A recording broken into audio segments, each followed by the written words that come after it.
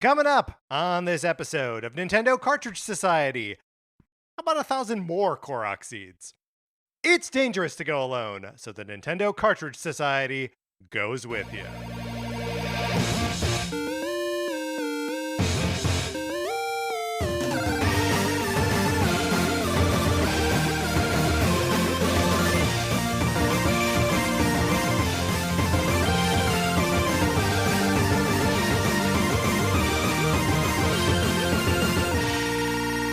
Welcome to Nintendo Cartridge Society. My name is Patrick Ellers, and I'm joined, as I am always joined, by my co-host, Mark Mitchell. Mark, how's it going? It's going great. I'm wrestling with a little bit of a conundrum, and I'm Ooh. excited to get your help. Yeah, let's break it down. Okay, so I'm going to kind of like a work meeting, Yeah. and as part of it is like an icebreaker or like fun thing to do, Yes. getting to know people. You have to select 3 songs. And then, like, the facilitator is going to play your 3 songs, and everybody is, like, guessing, Whose 3 songs? whose 3 songs Got it. is this? Right. Whose 3 songs is this? What? Whose 3 songs are this? Whose 3 songs? Whose selection of songs is this? Precisely. Okay, great. And Are this? and so what I'm struggling with Yeah. is, do I Wait, what is how your much goal? am I- Did they state what your goal in it is? Like, are these No. 3 songs that like represent you, or yeah, songs I think that you it's like? supposed to be or- like I guess it's like both, like song, because you're not necessarily trying to trick people, right? It's like a getting to know you thing. Yes, So yes. so So I think these it's are supposed to, these like, are 3 songs to get to know you. exactly. Okay, got it, And got so it. what I'm struggling with Uh-huh. is how much of my true self do I reveal in this, right? Because Right. 3 songs is not a lot. Right.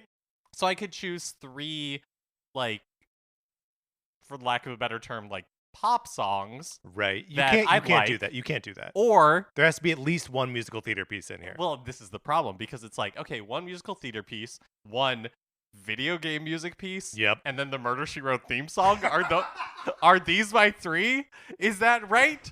But then it's also like, well, Ugh. does that really paint a picture of the complex tapestry that Sure, is the Mark totality of Mark Mitchell. Mitchell? Yeah. Yeah, it might. You think it doesn't? Let's not dwell on this too much. But yeah, that's what I'm struggling with, is like, or do I do a couple, like a pop song or 2 and then throw in, like a wild card there? I mean, think I think- I just don't really know. I think the Murder She Wrote theme song is clutch. It's so funny. Like, it just has to be in there. It's Mark. I can't think of a funnier selection to have. Imagine that you hear like a theme song, right? That's so good. and then it'll just be an opportunity to talk about Murder She Wrote, which I love. Right, because someone's eyes will light up, right? Someone You're will right. recognize it and know and You're be right. like, "Is that Murder She Wrote?" No, you're 100%. And you'll be like, "Hee hee." Yep. Yep. So you got to do that. What if you were to put a pop song in there, like a regular pop song? What would it be? Yeah, so that's another thing, because it's like, well, first of all, when I was thinking about this, I was like, oh yeah, all the music, even music that I'm like, oh, here's a newer song, is like 15 years old. Right. But yeah, I really struggled with this, because it, like, I feel like as far as like bands go, Yeah. Belle and Sebastian, Right. because I found that like in high school, and so it really spoke to me, and so I've always liked Belle and Sebastian. So that's like 1, but I'm also trying to imagine like how it will play. So you're sitting in a room with like a group of people, and you need something that like gets to the point pretty quickly. Right. Because Right. because I don't believe I'm dictating like, oh, pull this like 15 seconds Right. or something. And so there's just I might be this is surprising. You are I might be overthinking it, yeah. overthinking this. I mean, here's what you do. Can I prescribe this? This for is you? what I need. Okay. Yeah.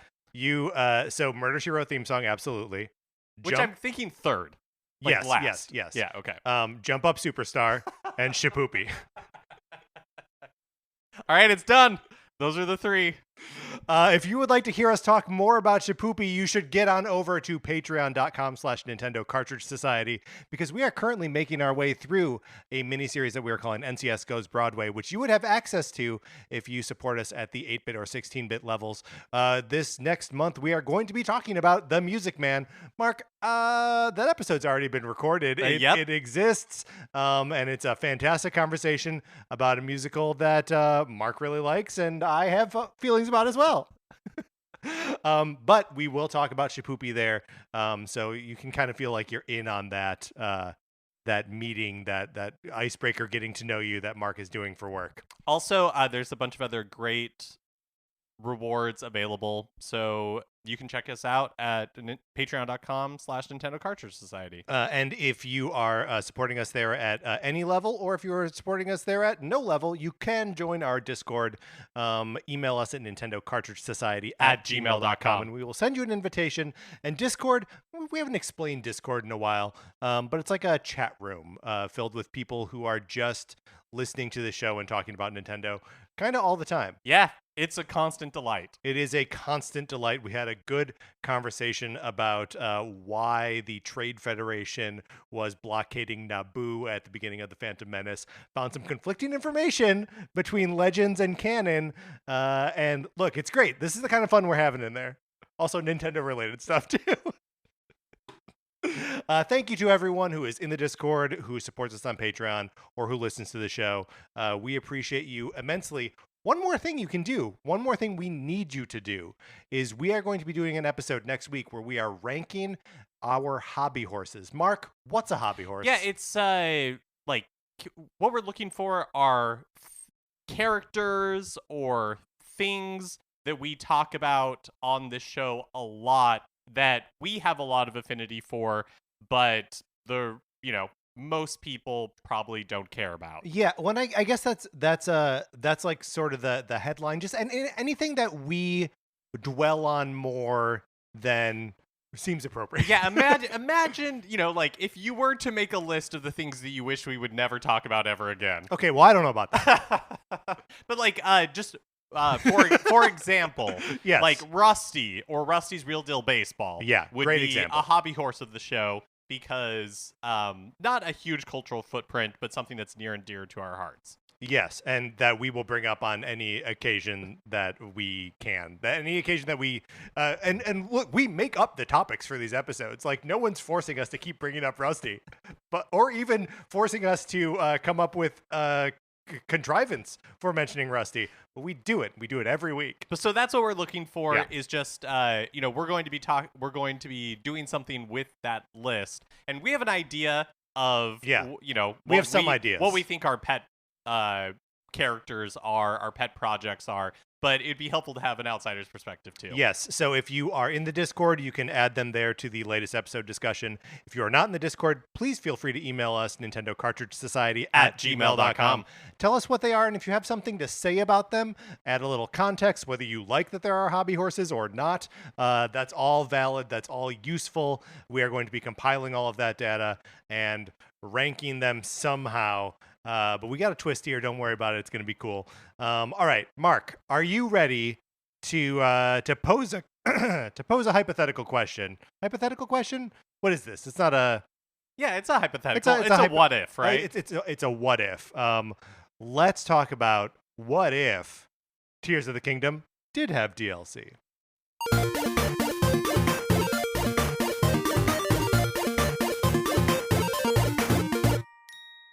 Because the premise, as we know, as we learned recently, is that the Legend of Zelda Tears of the Kingdom will not be getting any downloadable content. That is, or at least the Nintendo has no plans for that at the moment. Mark, when that was revealed, and it was in an interview with Eiji Aonuma, right? Right. They were like, we've done basically everything we can do in this version of Hyrule. Yep. I think you and I were both like, yeah, feels right, seems right.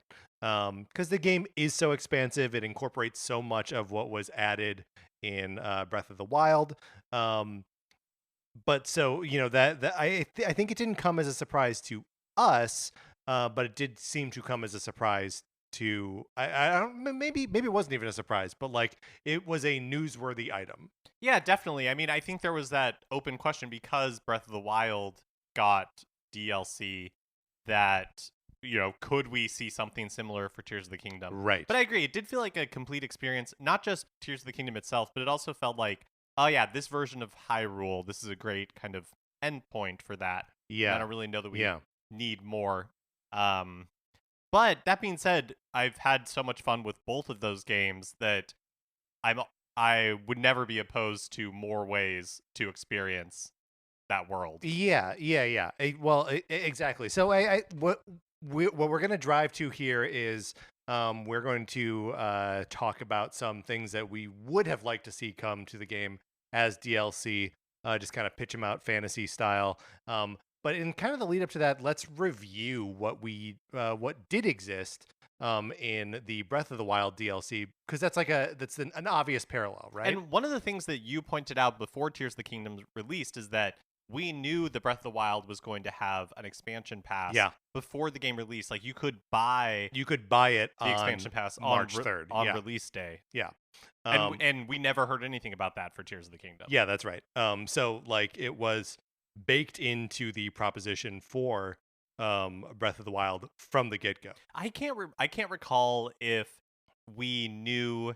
I know we didn't know about the Champions Ballad, but I'm pretty sure they told us there's going to be 2 Yeah. expansions and one is going to be story content. I feel like I probably bought it immediately. Yeah, I think I probably did too. Or like I turned the game on and was like, whatever point I fell in love with the game, I was like, oh, I'm buying this DLC, obviously. And I'm sure I did before they released anything for it, right? Right. So let's talk a little bit about what those 2 packs of, and it was 2 packs, but you had to buy them together. It was a $20 price point for these things, and so the first of them came out June 30th, which like if you're keeping track is just a little over 3 months after the game released. So we are currently further away from the release of Tears of the Kingdom than we were from the release of Breath of the Wild when the first set of DLC came out. You know what's funny is it's probably been over a month since I finished playing Tears of the Kingdom, and I still think about that game constantly. Yeah, I think about it a lot too. Not in a way that I'm like compelled to go back to it necessarily because I had such a rich full experience, but like yeah, I think about it a lot. Yeah. It's weird, right? It is weird. It's a good game. Just because you were saying that, and I was thinking, oh yeah, that game came out in May, and we're close to October, and it still feels with me. So let's just talk about like what exactly was in this first DLC pack. This was called the Master Trials, and sort of the centerpiece for it was the Trial of the Sword, right?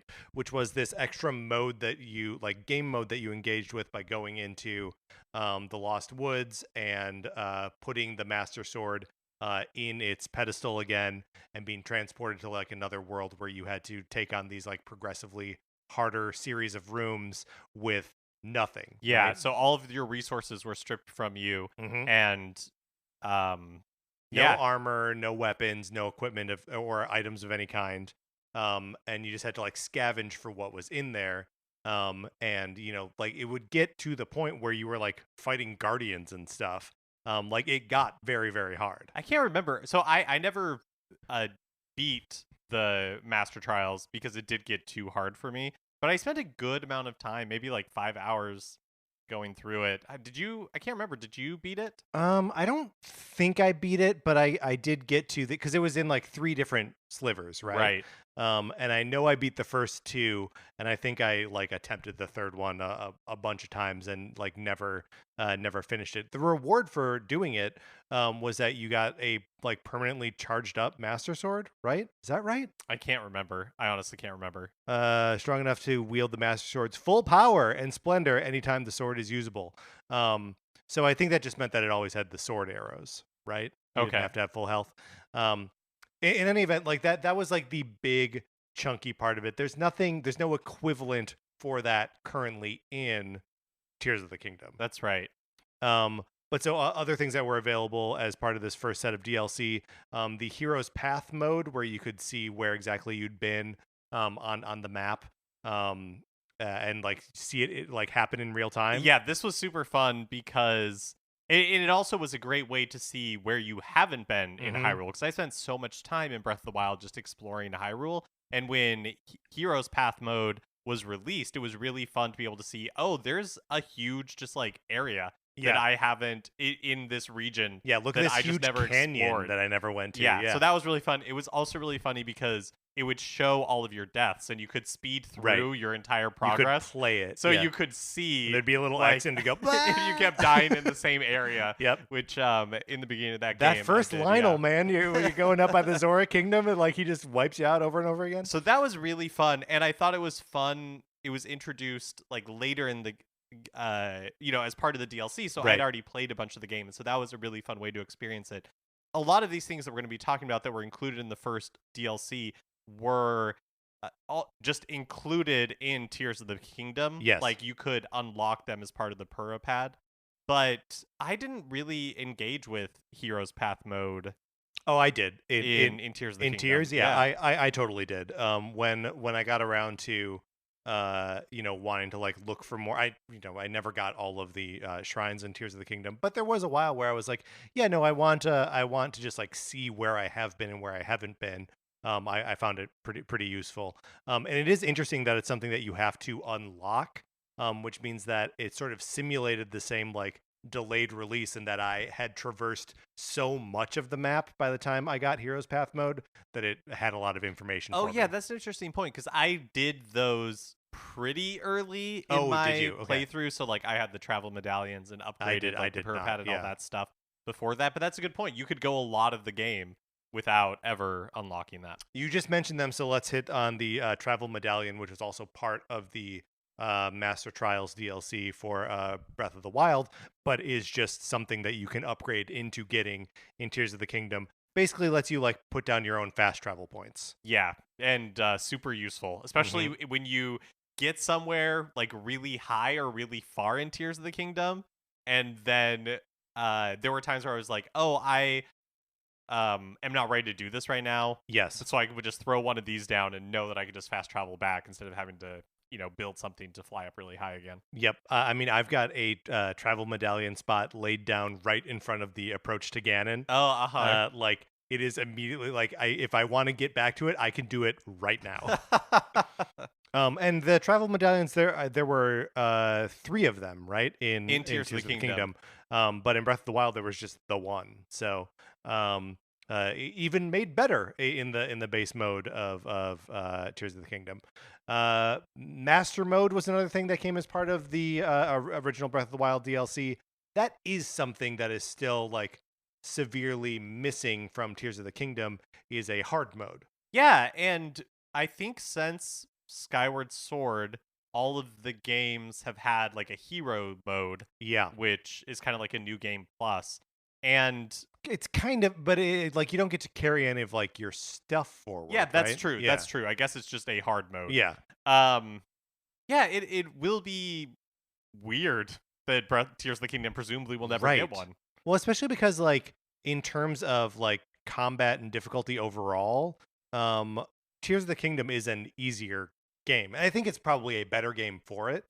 That like if you feel less of a stress that you're going to be like murdered by everything, you can explore the world more freely. But there are obviously people who want a greater level of challenge, and also like when you get to a certain point in the game. I mean, I put like 120 hours or something into the game, and by the end, like nothing really scared me. Yeah, and I definitely felt that way by the end of Breath of the Wild. I was so Absolutely, like yeah. overpowered. But you're right. I hadn't really thought about it, but you're right. I do think Tears of the Kingdom was easier in that way, Mhm. and I think a lot of it was that the Guardians didn't exist. Yeah, Yeah. Because casually just no guardians dotting everywhere. yeah, and so it was much easier. Like I definitely did way less combat in Tears of the Kingdom than I did in Breath of the Wild. But I also like actively avoided combat in Tears of the Kingdom, which I think, to your point, is way more possible to do Yes. than it was in Breath of the Wild. Yeah, they must have some kind of data that like the number of people that did anything in master mode was like vanishingly small, and so they were like, no, we're not doing it again. Well, especially early in Breath of the Wild, the hearing the like Guardians music Yeah. was so stressful. Budun, You know? ta-dun. Yeah. But I did kind of miss that in Tears of the Kingdom, having that out there looming. Yeah, and like there was no like equivalent, right? Like No, the constructs were so passive. constructs were pretty easy, and like even a gloom hand, which like scared me the first time I encountered one. You just learn to like run away from them, and there's only ever one of those at a time. Like I remember there would be times where I would be like riding the horse, and like a guardian would spot me, and then two more guardians would like run up, and it's like, what do I do? I just got to get away. Okay, then there were eight. Oh, sorry. One yes, last thing yes. on master mode. Did you? I tried master mode. It's so hard. It was so hard. I remember being on the Great Plateau, and like the first thing I encountered was a Lionel. Yeah. You know, and I was so underpowered. It's like, oh, I'm not good enough at You this were also game. underpowdered. You were very shiny. I was just like, oh, I'm not good enough at this game. Like this is Right. it was too hard for me. Yeah. And there is a whole like class of enemies that don't exist in Tears of the Kingdom. The gold like bokoblins and everything like that were added as part of the master mode. Do you know what they also added in master mode that I forgot about is the Floating platforms. platforms. Yeah. That now you're like, oh, maybe a little Tears of the Kingdom preview that we didn't know maybe about. a little Tears preview, yeah. But so this is maybe like the one thing where I'm like, yeah, why don't they just do this? Like, just up the difficulty. We don't even need the floating platforms. Like, I think there would just be value in making a hard mode for the game. Do you think it's possible that they will, but not as like paid DLC? I do think that's very possible. Yeah, that they're not done updating the game. Although, like, we haven't seen an update in a long time. Right, you mean To the just best even of like a my regular knowledge. like bug Yeah. like fix update? Yeah, because they pushed a couple of those out in the first like month to stop all the duplication glitches that people were taking advantage of, myself included.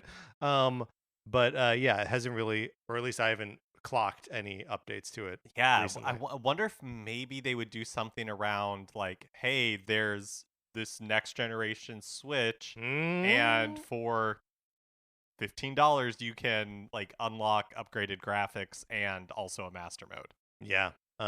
Interesting. Do you think that's going to be their method going forward? Is unlock updated graphics by paying some money? I don't know. I mean, there's precedent for it from other companies, right?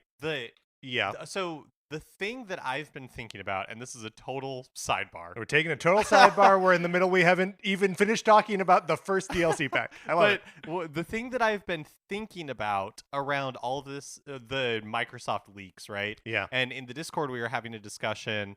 This is probably better saved for Tuesday, but you got to get in the Discord. Yeah. So in the discussion about like, oh well, like Mike in those emails they were tossing around the idea of like eventually being able to acquire Nintendo, and we were talking about like what does Microsoft do well, and one of the things that was brought up is their support for like backwards compatibility and all that kind of stuff. Yes. And I feel like smart delivery as an extension of that. And I feel like Nintendo and Microsoft have very different ideas of what make their companies valuable, and I think part of what Nintendo has this like Disney or older Disney mentality of like the Disney Vault, the Nintendo Vault, is that scarcity of our products is what makes them valuable. And obviously Microsoft is saying no, like we want people to play whatever they can, wherever they can.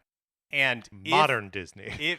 Right, exactly. Yeah. And if the next generation Switch does have full backwards compatibility, right, like that removes a lot of the scarcity that Nintendo has built their brand around. And so what replaces that to generate value for them? I mean, except that they still have so much of their old library that is still totally inaccessible. I mean, that is true. The entire DS and 3DS library has not been brought over. Like what's the only one? Like The World Ends With You, Luigi's Mansion 2, that's it? Like nothing else from those platforms are on Switch. No, that's a great point.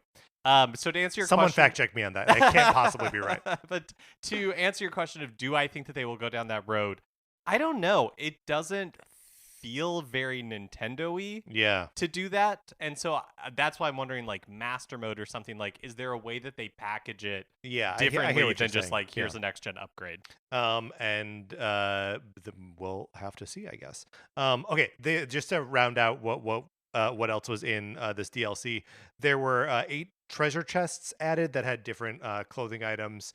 Majora's Mask, Midna's helmet, Tingle's hood, Tingle's shirt, Tingle's tights, the Phantom helmet, the Phantom armor, and the Phantom greaves, and like little riddles as to like how to find each one of them. Is a fun little like treasure hunt, and basically just a nice excuse to like run around places you had already explored and be rewarded for doing so. Also, the Korok mask was another thing that you could find that that then like it shook when you were near a Korok. Yeah, seed. to help you find more Korok seeds. So that's the entirety of the and all of those items, all of those additional items present in Tears of the Kingdom from the jump. The next DLC pack, Mark, you want to walk us through this one? It's the Champion's Ballad. Yeah, so that released at the end of the year, December 8th, 2017, and it included the following. So the Champion's Ballad, which featured Cass and kind of telling the story of the champions. And so it introduced new shrines and a full dungeon at the end. Yes. And this weapon called the one hit obliterator, is that what it's called? Yes, one hit obliterator, which was a super powerful weapon, but it reduced you to 1 heart while you were using it. And then the other thing that this introduced was once you beat the Champion's Ballad, you got the Master Cycle Zero. Yes. Which was a like electric Sheikah powered motorcycle that was kind of horse themed. Yep. Is any of this? I guess there are also more clothing items that were added to treasure chests that were like everywhere, and some ancient horse gear is also included in this. And there's so much more horse gear in Tears of the Kingdom, and all of the other pieces of costume for the lobster shirt, Ravio's hood, Xan's helmet, and on, also do appear in Tears of the Kingdom. But that motorcycle. That Zero, what is it called? The Master Cycle Zero. Master Cycle Zero does not appear in Tears of the Kingdom. Lots of other vehicles, though, in Tears of the Kingdom, and lots of vehicles You have to make them yourself, though. It's another one where I wonder if they were like, hey, this Master Cycle Zero, pretty rad. This thing's cool. Let's build a whole game around it. To ride around Hyrule. But I remember when this was revealed, and it was just... It seemed insane to give Link a motorcycle. I mean, it still is insane. It's awesome. Yeah, I agree with that. Oh, and then then like kind of the other thing was this like additional set of shrines and like a full dungeon. Tears of the Kingdom does have, in addition to like the 4 that it sets you up with, kind of obviously that there is another dungeony area. So like I feel like it makes good on the promise of like a 5th dungeon. Yeah. And there are markedly more shrines in Tears of the Kingdom than there are in Breath of the Wild. However, a bunch of the Tears of the Kingdom shrines are just the Raru's Blessing, where like the trial of it is getting to it and not really any test that happens inside. Right. That didn't really exist in Breath of the Wild. Do you know what I don't miss as far as shrines go in Tears of the Kingdom? What's that, Mark? Is in Breath of the Wild, there were a lot of shrines that were, hey, here's like a like mini guardian or whatever that you have to defeat in certain combat styles. Yeah. And they have a couple of these in Tears of the Kingdom as like tutorials on how to do right, combat. but they're pretty easy. But then they stop, right. And there are ones where it's like, oh, you have to defeat all the guardians in this room, right? Without weapons or in special circumstances. But I liked those way more. That it's just like, hey, here's this tough enemy that you have to defeat in this like certain way. I love those feats of strength where you just had to, where it's just like, here's a guard, here's a were they guardians? I feel like they weren't. I cannot remember. In my mind's eye, they were like mini guardians, but I don't think that's true. I can't remember what they were. They couldn't have been guardians. Whatever they were, I remember really loving those feats of strength, and you could get like ancient armor, or not ancient armor, ancient weapons while fighting them. I think it's just that's a great example of like the different ways we play this game. Yeah. Where like I use the combat to get through, but I never like parry or anything like that. I just don't understand. But in any event, I feel like the spirit of a lot of the stuff that was in the second DLC pack was in fact present in Tears of the Kingdom. Yes, definitely. Sorry, I looked it up. They were called Tests of Strength, and it was a Guardian Scout. So it was kind Guardian of like Scout, mini Guardian. Mini Guardian, kind of. Man, been a long time since we It's played been a Breath long of the Wild. So okay, all that being said, well, let's just talk about our experience with that DLC. We kind of talked through already the master mode and our experience, or not? Master mode and the Trial of the Sword, and how we did that. Did you make it through the Champions Ballad? I did. I like the Champions Ballad quite a bit. It was Yeah, it was fun to go back. It was fun to have more casts because he's kind of the host that's telling you these ballads through different songs. I really liked the Champions. I don't know. I really enjoyed Tears of the Kingdom a ton. It's an amazing game. I had so much fun with it. But I have fonder memories of Breath of the Wild. Right. And those characters. And so being able to spend more time with the champions was just like, I remember spoilers for the end of the Champions Ballad, but like it kind of culminates with a group photo. Yeah. And it's just like, yeah, this is exactly what I want. Like more time with these delightful characters in this world. It was really special. One thing that I remember being funny is it came out in December, and by that time I had really like put the game away for a few months. Right. And so I remember getting back into it. And X is the jump button? Exactly. Being like, how do I do this? Like having to relearn how to like switch arrows because it doesn't tutorialize it for you. No, why would it? So it was just trying to get back up to speed on the controls was pretty funny. Yeah, I remember that being funny as well. And I also remember really liking it, like just an excuse to get back into it. I mean, at that point, it's like 9 months after the game came out originally. I was finally like ready to revisit. And maybe not so far away from it that I like had forgotten everything. Just had to like reteach my fingers how to do it. I do think it's interesting just to compare because a lot of like, why does DLC exist, right? Like why does DLC exist for games? And it's largely to make you spend more money on it, right? And one of the reasons that I from the beginning was like, oh yeah, they're not going to have DLC for this thing is that they're just charging $70 for the game. They don't need to like bank on half the people buying the DLC to sort of like get the average purchasing price to $70. They can just get you to buy the whole thing for $70. That's one thing. The other thing is the amiibo-ing of these games. Tears of the Kingdom, we have 2 amiibo announced. There was one that was released along with the game, right? The one of Link. And they're the 2 amiibos that are coming out in November, the Zelda and Ganondorf amiibo. That's it. 3 amiibo. Full stop. Tears of the Kingdom had Rider Link, Archer Link. It had you mean Breath of the Wild? Yeah, sorry, thank you. Archer Link, Rider Link, the Guardian, a Bokoblin, all the Zelda, and all 4 Guardians. Yeah. So we're talking like 10 amiibo versus 4 or 3, I guess, for Tears of the Kingdom. So they were just like better positioned to sell more stuff off Breath of the Wild than they are currently off Tears of the Kingdom. Yeah, it's almost like they were ready to be done with it. You know what I mean? Like obviously Tears of the Kingdom was a huge thing and they are releasing amiibo for it, but they are just handling it very differently than they did Breath of the Wild. Yeah, totally. Well, and also, I mean, I guess like comparing the amiibo releases is a little bit apples and oranges, right? That like we're just in a different amiibo world now than we were in 2017. But interesting data points regardless.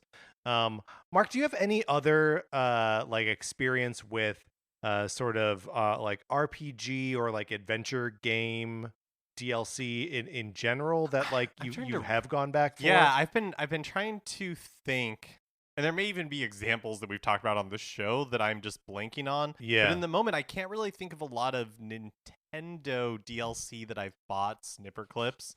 is one. And did not go back to play. Did not. I haven't. I haven't Yeah. played it, but on other platforms I have. Like I bought the DLC for Dragon Age, whatever the one One on of those. PS4 was called. Sure. And Origins?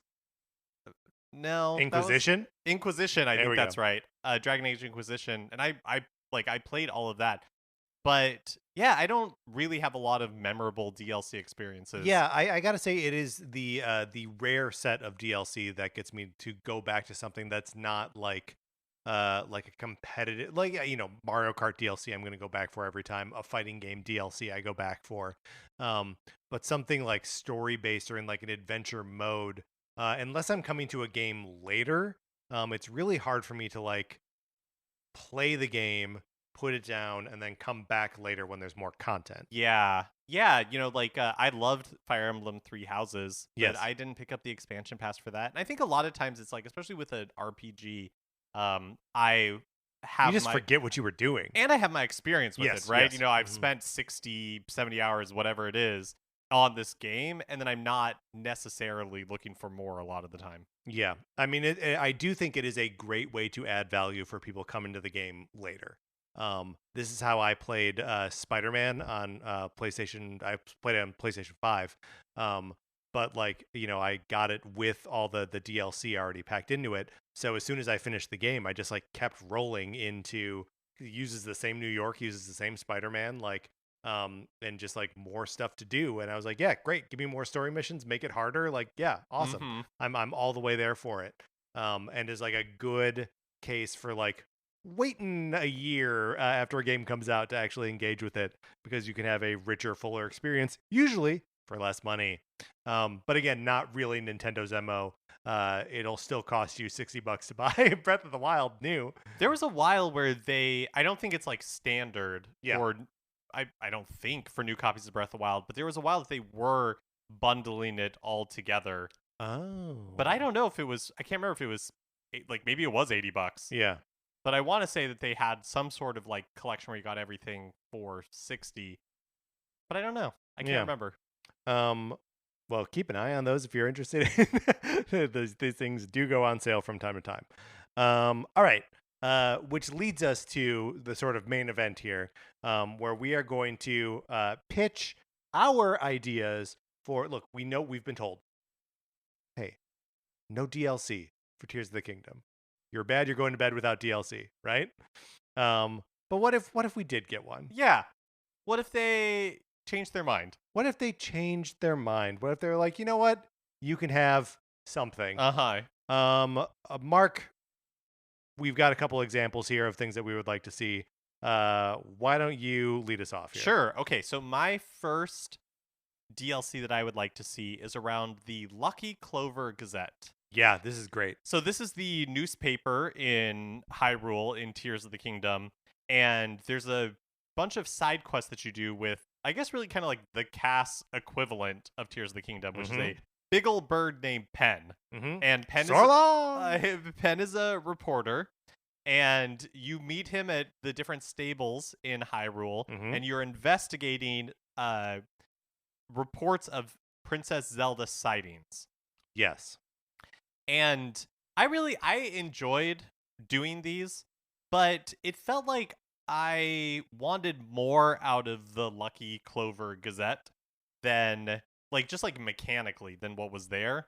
And so, because there's yes, even after you finish this side quest or this series of quests, you can still go to stables and they're reporting on what is happening in in Hyrule, and Pen kind of has his sort of resolution where he goes to Cass's old house and stuff like that, but it's just it's pretty, it feels like there's a lot still there. Right. So what I'm proposing here is that you're using a lot of the same mechanics, but it just seems like there's so many more stories that could be told in Hyrule with new NPCs in the game. So, you are still working for the Lucky Clover Gazette, and you're getting missions to go out and report on these stories. And so you go to, you're sent to different places in Hyrule. And in this DLC, you would encounter NPCs who have a story to tell, a thing for you to go do. And I feel like photography could feature more in it. It's weird that it doesn't in the main quest line, right? So kind of this new gameplay loop that I'm imagining is there's details for you to gather on a story, and you kind of get graded on, you can get the bare minimum and complete that mission, or you can get more and you get your grade higher. Plus, like, photography, kind of like a Pokemon Snap thing, like the better Sure. framed your photo is, Yep. the more you take, the more Like, did you catch the Lionel like going for a snack or exactly, something? Yeah. exactly. Did you catch Lionel in a tender moment? Yeah. So the better you do, the more the Lucky Clover Gazette like subscriber base grows. Oh, that's cool. Because that felt like like I love the idea of the Lucky Clover Gazette, but it always felt like it could be one of those RPG side quest deep dives. Totally. Whereas it wasn't really anything like that in Tears of the Kingdom, but it feels like it could be its whole like just a whole side story is, you know what, I'm just gonna spend 5 hours making the Lucky Clover Gazette like the super successful news source Yeah, totally. of Hyrule. Well, it would be cool if like you could like get a sense of like what things people were interested in, and then when you go to your assignment editor, that they give you like options, and you're like, I know this is going to be a popular story, Right. so you go and investigate that. Yeah, and then we these DLCs and these side quests love to give costumes. So I feel like you could have a new kind of like reporter costume that is a Hyrulean take on like a 1940s foreign correspondent type thing. With the card that says press Exactly. like sticking out of the hat. Yeah. And it unlocks like upgraded camera capabilities or something like that. Right. And you got to get pictures of Spider-Man. That's great. So an upgraded like Lucky Clover Gazette like gameplay loop. Yeah, and I feel like it gives you an opportunity to explore Go more of everywhere again, Hyrule, just experience maybe areas that you didn't before. Just another excuse to get back into the world. Speaking of another excuse to go back in the world, here's my first pitch. Is look, we went underground, we went into caves, we went into the sky. What's one area of Hyrule that we are just like, no, sorry, we don't really explore this? Is that underwater? It's the underwater. Oh, that would be cool. You can we get Zora armor so that you can speed across the surface of water faster or up waterfalls or whatever. But there are enormous lakes in Hyrule. There are giant bays full of water. And it's like, what's down there? Yeah. Don't tell me nothing's down there, because there's something everywhere in Hyrule. So yeah, I want and it can be like a whole quest line of like getting the scuba suit or whatever, going underwater, and hey, no one's ever gonna say no to a water temple, right? Put a temple down there. Bring those iron boots back. Bring the iron boots back. Let me have like an old timey diving bell, helmet that I have to put on. Amazing. And like an oxygen gauge or no oxygen gauge. Let me breathe underwater. But that would be would be so fun, because you're right. It does feel like the unexplored dimension of that Hyrule. Yes. And it's kind of just like, well, why not? Why not? Also, what crazy creatures are down there? Yeah, and like treasures and stuff. Yeah. It's do you remember Lionels with webbed hooves? Oh my god, webbed hooves? They would be like like a zebrafish, but like a Lionel. Yeah. And maybe because aren't there like the bone in the desert, like the bones of a Leviathan or something? Yes. What if we see a encountered Leviathan? one? Oh, very fun. Yeah. Well, and also like there's that whole, there's just so much of like the like Toon Link games between Phantom Hourglass and Wind Waker that like just isn't really represented by a game that is like necessarily like darker and more land based, but like get some of that watery stuff going on there. Give me some more pirates. I know they can be above water. They can also be underwater too. Who knows? That would be really fun. So this one, I'm imagining kind of to be the equivalent of the trial. What was it called? The Trial of the Sword? The Master Trials. Master Trial? Yeah. Uh-huh. But so okay, we're gonna get this together. Okay. The name of the DLC pack is the Master Trials. The mode is the Trial of the Sword. Okay. And then there's also Master Mode. So they were just like combining two different mode names into the name of the DLC, confusing everyone forever. So in my head, This one is kind of the equivalent of the Trial of the Sword. Yeah. But maybe too big for that. But one thing I am itching to do. Yeah. You get far north. Mark is adjusting in his chair. He's sitting up straight for the first time ever. You get far. Yeah. You get far north. Yeah. In Tears of the Kingdom, and there's a great ravine, and you can see that there's a landmass. Yes. On the other side. Whoa. But we've never been north of Death Mountain. Right. In this Hyrule, right? Right. We've never been north of the wall. So what I would love to do is explore just like a small new section of land that is north of Death Mountain, that is on that landmass that you can see but is impossible to get to. Yeah. In both Breath of the Wild and Tears of the Kingdom. And what I'm imagining the gameplay is there is it's kind of a take on the example that I had in my head, but there's lots of games like this is Dragon Quest Builders. Yeah. So using Ultra Hand to construct settlements in this new land area, and then at night your settlements are like raided by enemies. So the gameplay loop is using Ultra Hand to like build up fortifications. Yeah. And then you're trying to protect yourself from like the raids that happen at night. It is weird that the building never plays out that way. Right, you're never constructing something that you need to defend. Right. Yeah, like occasionally you're making, like a car with spikes on the front of it that you just like send at a Hinox or whatever. But yeah, you are never doing any kind of like tower defense style gameplay, which like we know is on Nintendo's mind because it's part of Pikmin 4. Yeah, that's right. So yeah, that's good. I just think it'd be really cool to be able to use Ultra Hand in a different way. Yeah. And to be able to explore an area that's brand new, which is why I also really liked your underwater idea, like brand new part of this world. Yeah. That's very cool. I like that a lot. My next pitch here, Mark, you spend a fair amount of time in the sky in Tears of the Kingdom, but I gotta say, it's kind of an empty place, right? There's something like missing up in the sky. Has no NPCs. Like there are those constructs there that are occasionally like, they don't really give you anything to do ever, right? There's the only ones that I can think of that do give you something to do are the ones that make you do like the diving thing to get the dive armor. Which as soon as you figure out how to do that, it's game over pretty quick. And the space between the islands is so great, and the points of interest on the ground are so frequent that it's kind of like you visit the sky when you have to, and otherwise you're on the ground or you're underground.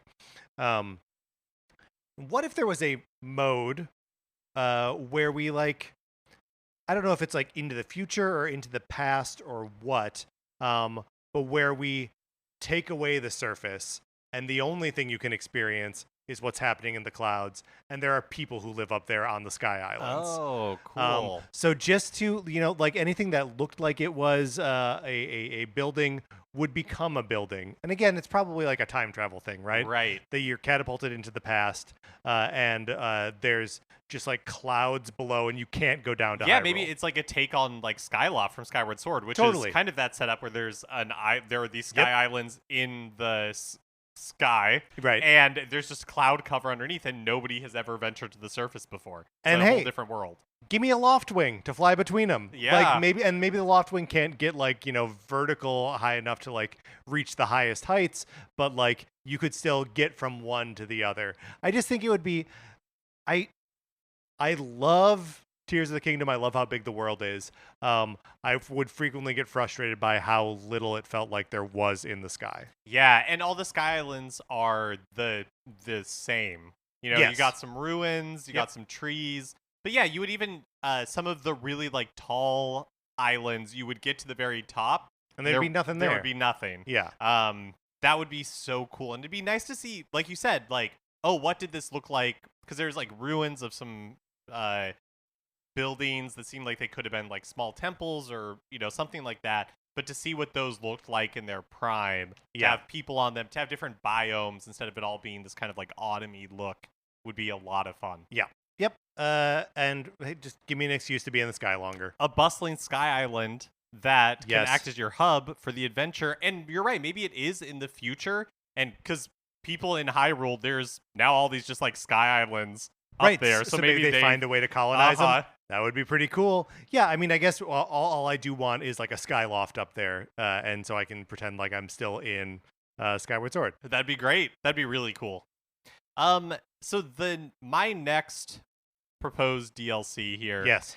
is one that I get why they didn't do it. But it feels like the perfect DLC where it's like, okay, yeah, you've had your experience with it, and now let's do this thing, which is allowing you to share schematics with friends.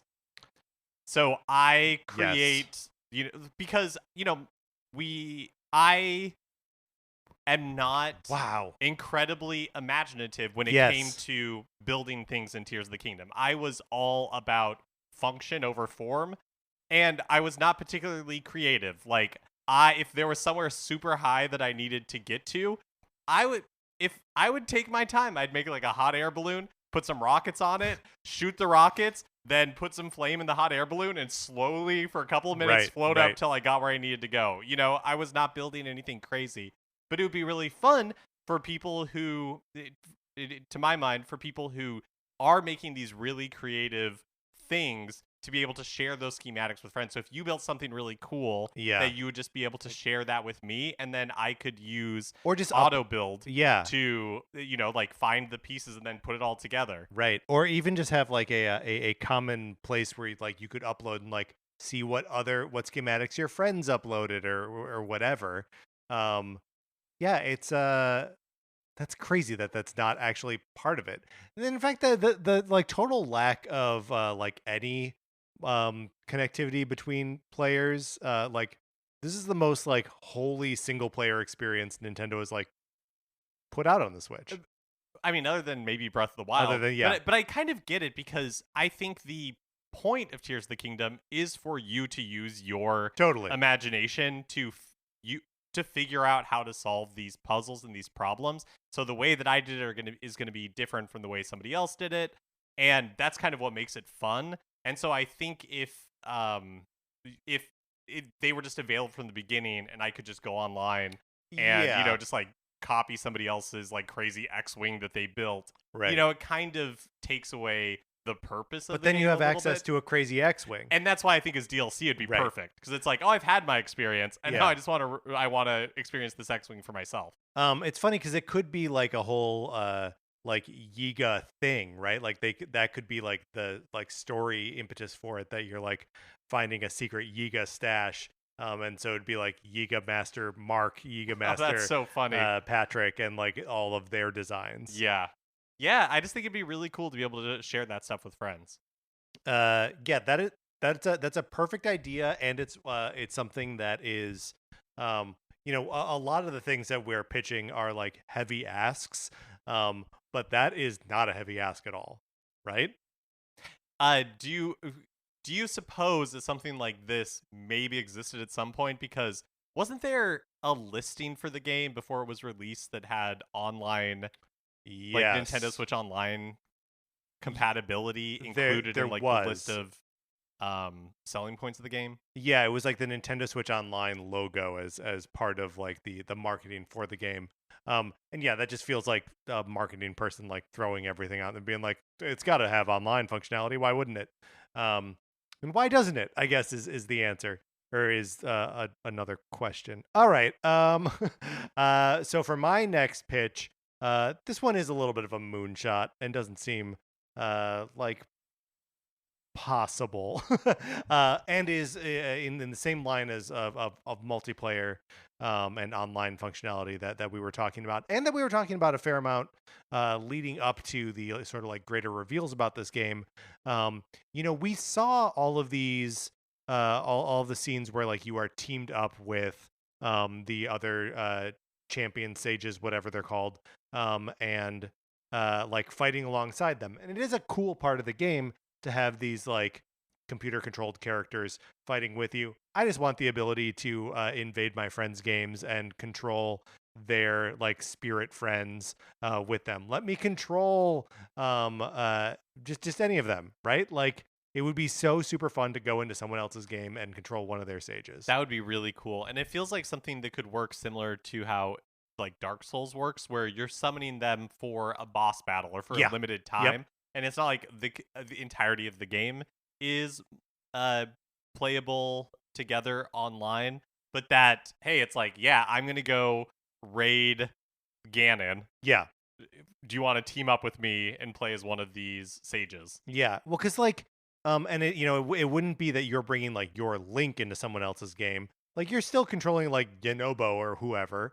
But like, just the fact that those characters are like fleshed out beyond like as far as like gameplay mechanics are concerned, beyond the like special ability that they give you, they're actually like dealing damage and like taking hits and stuff. Why not let another person control that? I have one final pitch. Okay. And it is another moonshot. Moonshot. It feels like something that would, and hey, maybe this is how they handled the re-release for the next gen Switch, because it feels like a Super Mario 3D World plus Bowser's Fury Okay, all right. type thing. Mhm. And I think it would be Tears of the Kingdom plus something like a side experience where you are playing as Zelda with the Zonai living through that invasion of Ganondorf. So almost Gotcha. like a So we're this is where look, we are in like deep spoiler territory for Zelda, right? yes. For Tears of the Kingdom, yeah. Yeah, that's right. And I guess we don't have to really like delineate the things that happen in there. And it's all not like all that fun, but maybe it's some sort of I'm just imagining what they did with like Muso games Yes. for Well, so that was going to be my follow-up question here is like could this just be Age of Calamity Part 2? and it could be because we had like Hyrule Warrior, like the next Hyrule Warriors game, Yeah. like Age of Zonai. Although I guess it's not really; it's past the Zonai, It's but like you know what I mean. The Like, fall of Zonai. Yeah. But yeah, it just seems That's like interesting. something in that world, in that space, would be really interesting to explore because we just see glimpses of it. And I just think it would be a lot of fun also to be able to play as Zelda in it.